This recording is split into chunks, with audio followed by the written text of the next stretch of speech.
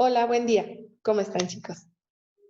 Hoy vamos a ver un tema muy interesante y de actualidad que se llama discrepancia fiscal. Muy importante poner atención en este tema porque, créanme, a todos nos atañe y, sobre todo, es muy delicado. Voy a proyectarles información.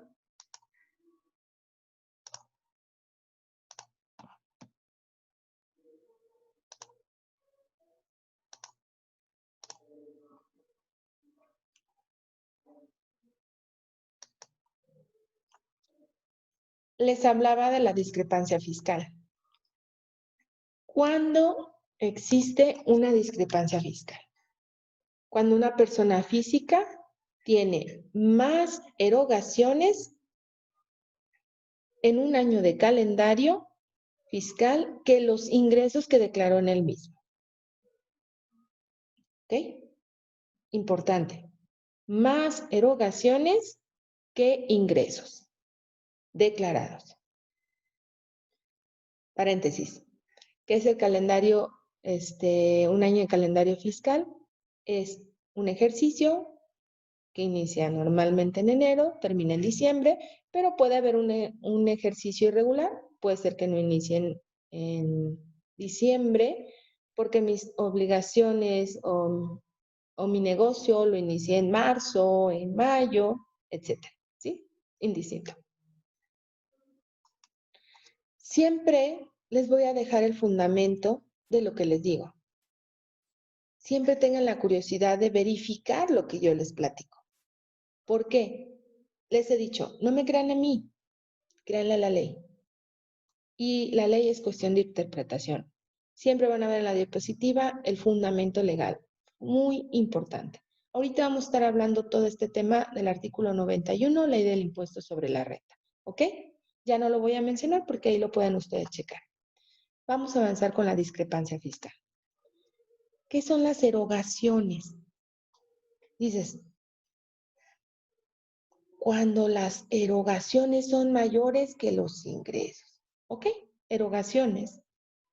Mismo fundamento, artículo 91, primer párrafo, son gastos, adquisición de bienes, sinónimo de adquisición, compra. ¿Ok? ¿De bienes qué? Muebles e inmuebles, ¿va? Depósitos en cuentas bancarias, inversiones financieras y gastos en las tarjetas de crédito. Este último es muy importante porque de repente se les va que las tarjetas de crédito también existe un reporte, existe huella, porque ahí está la información. Así es que, ojo, todo esto son erogaciones. El SAT puede darle suma, y de ahí la imagen anterior de la balanza, ¿sí? Cuando los gastos son mayores, o sea, erogaciones son mayores a los ingresos, viene la discrepancia fiscal. Ahora, ¿qué son los ingresos? En el tema anterior ya habíamos empezado a hablar de esto, ¿sí? Los ingresos que son percibidos por la persona física en efectivo, en crédito, en especie. Pero ojo, muy importante, hacer un paréntesis aquí en los ingresos. Existen donativos y préstamos que no son ingresos, pero hay una regla. En esta misma ley del impuesto a la renta existe una regla que menciona que si los donativos y los préstamos no se informan a la autoridad, se convierten en un ingreso. De ahí la importancia que ustedes sepan que siempre que perciba la persona física un donativo o un préstamo, debe de presentarlo en la declaración anual, la información en el rubro de datos informativos obligatorios, ¿ok? No se les debe de olvidar eso. Entonces, ya vimos qué son ingresos. Ojo, hay dos cuestiones todavía muy importantes en los ingresos. ¿Qué más puede considerar la autoridad como un ingreso? Si yo, persona física, no estuviera dada de alta ante el SAT, o sea, que no fui, me inscribí y le informé al SAT que me voy a dedicar a a prestar un servicio profesional, por ejemplo, que si lo hago, entonces, si no estoy inscrita y tengo erogaciones, el SAT los considerará un ingreso. Da miedo, ¿verdad? Sí, a mí también. Pues es que son cuestiones tan delicadas que es un tema sencillo, pero a la vez muy importante. ¿Qué más puede ser? Que las erogaciones que el fisco detecte, ¿sí? Sean diferente la cantidad que el fisco determina a la que yo declaré, suponiendo que, este es el segundo ejemplo, que yo sí estoy dada de alta ante el padrón de contribuyentes. ¿Ok? No se me pierdan. Dos ejemplos, ¿sí?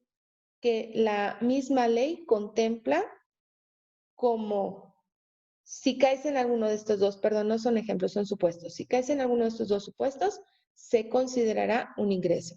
Ojo, me voy a regresar. 1, que no estés inscrito en el SAT y que tengas erogaciones que el SAT te haya detectado. 2, que sí estés inscrito en el SAT, pero que lo que declaraste como erogaciones sea inferior a las que el fisco te está detectando o que sean mayores a tus ingresos, que fue el caso que vimos de la discrepancia fiscal. En cualquiera de estos casos, considerará ingresos esos egresos. No es trabalenguas, ¿ok? No es trabalenguas, pero sí es importante que lo analicemos. ¿Sí? ¿Qué no considera un ingreso la ley del impuesto sobre la renta para las personas físicas? Los depósitos que la persona física realice en otras cuentas que no sean de él, ¿ok? O sea, que realice gastos, que le pague a alguien. Esos no son ingresos para mí, porque son salidas que estoy realizando del banco, de mi cuenta bancaria, ¿ok? Ojo, si el dinero sale de mi cuenta y lo traspaso por algún medio electrónico, ahorita los vemos cuáles, a mi cónyuge, ¿sí? Estoy casada, ok, mi esposo, le traspaso dinero de mi cuenta a la de él, mediante un SPEI, una transferencia electrónica, un cheque nominativo, esos no son ingresos, ¿sí? No, porque la ley es muy clara. Traspasos entre cuentas de cónyuges no son ingresos. Ojo, también traspasos entre mis ascendientes y descendientes, ¿ok? A ver, ¿cómo? Línea recta, fundamento, código civil, ¿ok? ¿Quiénes son mis ascendientes? En línea recta, padres, abuelos, tatarabuelos, ¿sí? Padres, abuelos, bisabuelos, tatarabuelos, etc. Y de manera línea recta descendiente, hijos, nietos, bisnietos, tataranietos, chosnos. ¿Va?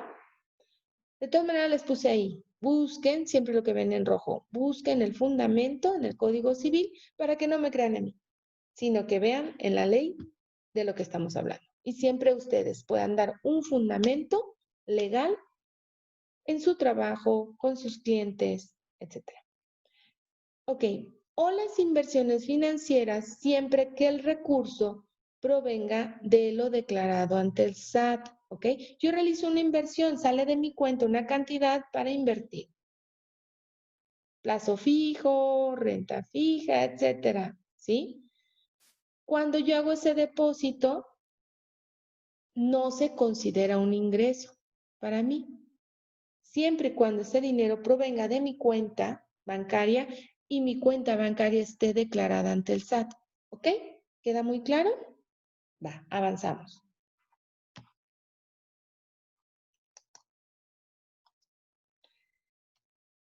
Ya vimos qué es la discrepancia fiscal, qué son los egresos, qué son los ingresos, que no se consideran ingresos.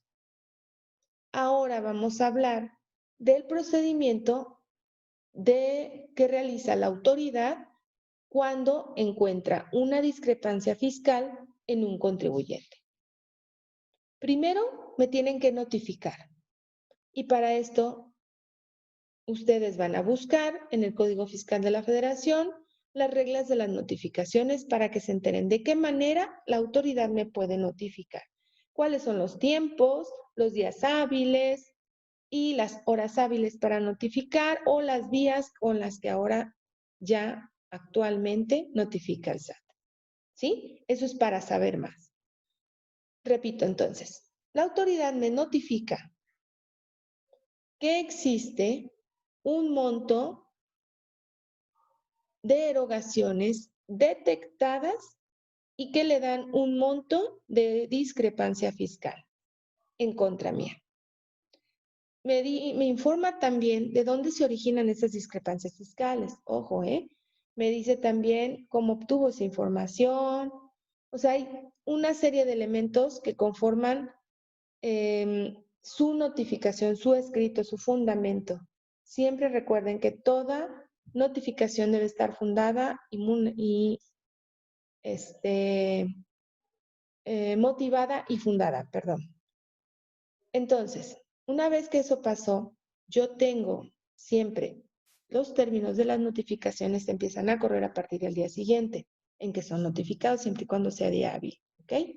Para ver qué son los días hábiles, habría que irnos, les repito, a ver el Código Fiscal de la Federación y la Ley Federal del Trabajo. Entonces, tengo yo 20 días como contribuyente que me notificaron, ¿sí? 20 días para contestar dicho escrito. Tengo que contestarlo por escrito, ¿sí?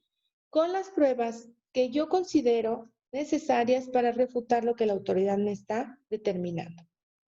La autoridad después de eso puede todavía una vez más solicitar mi información y ya después de eso resolverá, ¿ok?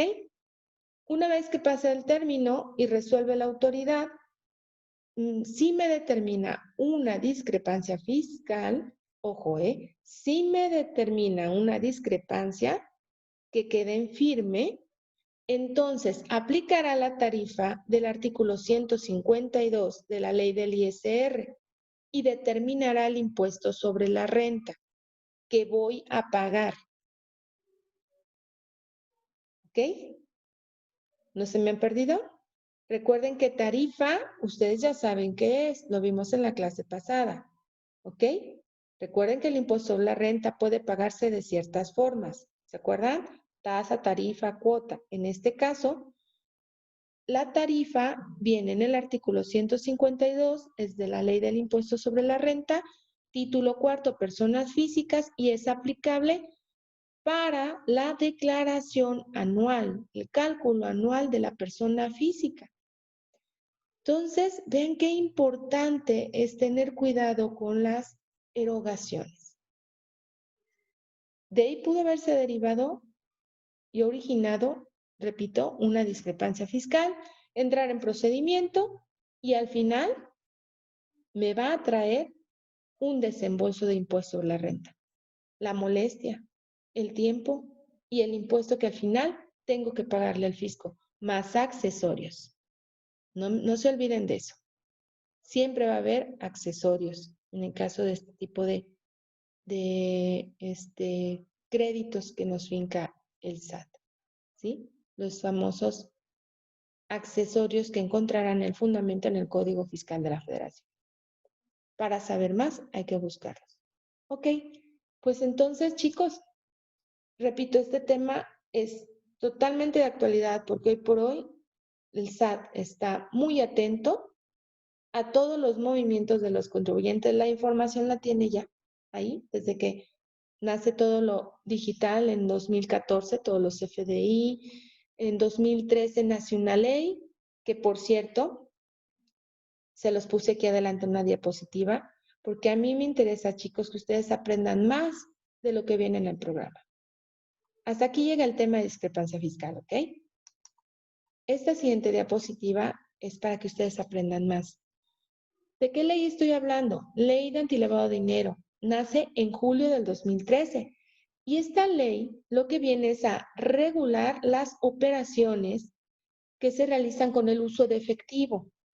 Regula las operaciones, limita el uso de efectivo en muchas operaciones que realizamos cotidianamente algunas personas físicas y morales, porque esta es una ley de observancia general, pero saben que sobre todo que no hay una gran difusión de esta ley, no mucha gente la conoce y es de suma importancia conocerla porque puedo tener multas por no aplicar la ley. Si yo soy una empresa que realiza vendo algún servicio, algún bien donde se realice una actividad vulnerable y yo no aplico esta ley, puedo llegar a tener problemas incluso de cárcel, ¿sí? Entonces, de ahí la importancia de conocerla. Además, les menciono, de aquí es una gran fuente de información para el SAT de las operaciones que se realizan como erogaciones. Así es que, ¿cómo el SAT le ha llegado tanta información desde que nace esta ley? Esas empresas que les menciono que realizan o venden un servicio de una actividad vulnerable, le tienen que informar al fisco cada mes. ¿Qué le informan? Fíjense bien, crean un expediente del cliente. Si realiza una actividad vulnerable, hay unos que están obligados y otros que no, por el monto.